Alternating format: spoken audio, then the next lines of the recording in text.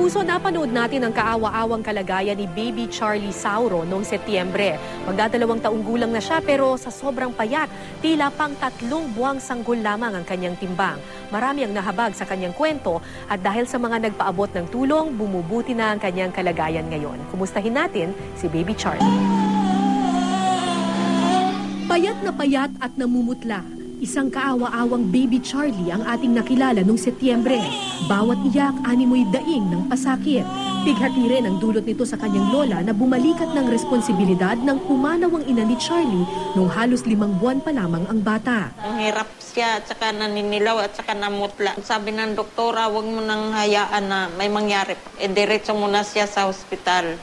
Kaya binigyan niya ako ng recommendation na ito. Kaso nga, wala nga akong pera, wala akong pamasahe. Dapat na confine kami nung isang araw pa.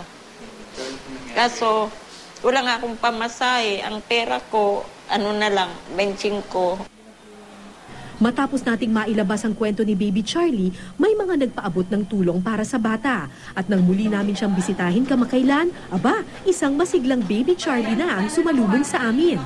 Ang timbang ng bata, 5 kilograms. Sa kasalukuyan po, 5.9 kilos na yung bata. So, wino-work up namin kasi severely malnourished yung bata. Kung dati puro iyak, ngayon pasulyap-sulyap pa sa amin si Charlie. Animoy natutuwa na nahihiya, halatang pinipigil ang kanyang pagtawa. Noon daw, ayaw niya ng interaction sa ibang mga tao. No, parang takot siya ilag sa tao. Sa ngayon naman, nakikipaglaro na siya, yung mga kapwa niya pasyente, nakakangiti-ngiti naman na yung bata. Ngunit napag-alaman ng mga doktor na may tuberculosis pala ang bata, bagay na ginagamot at pinagtutuunan ng pansin ngayon. Ayon kay Lola Aida, parang matandang bata ika nga si Charlie. Bawat tingin niya sa amin, tila ba may kahulugan. At hindi man niya bigkasin, alam naming sulyap ito ng pasasalamat. And we're hoping na mas marami pa pong donasyon na dumating para po dire-diretso po yung improvement ng bata, lalo po yung gatas, malaking tulong po talaga yun.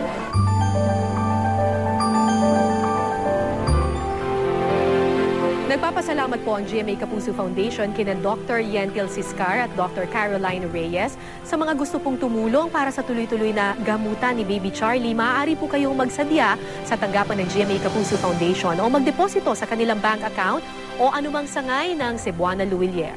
O mag-log on sa www.kapusofoundation.com.